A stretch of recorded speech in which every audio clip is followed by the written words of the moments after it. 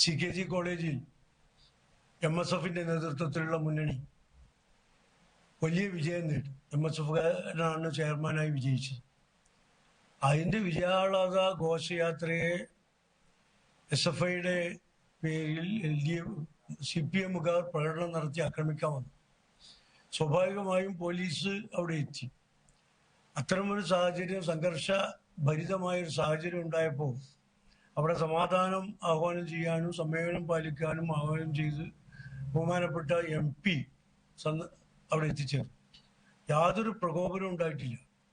പോലീസുകാരൻ ഒരു ജനപ്രതിനിധിയെ, ലോകസഭയിലേക്ക് ലക്ഷക്കണക്കിന് വോട്ടിന് വിജയിച്ച ഒരു MPയെ പരസ്യമായി അടിക്കുകയാണ്. തലക്കാണ് അടിക്കുന്നത്. ആദ്യത്തെ അടി തലക്ക് കൊണ്ടു, രണ്ടാമത്തെ അടി തല നീക്കിയപ്പോൾ മൂക്കിന് കൊണ്ടു. തലക്ക് 8 സ്റ്റിച്ചുണ്ട്, മൂക്കിന് എല്ല് പൊട്ടി.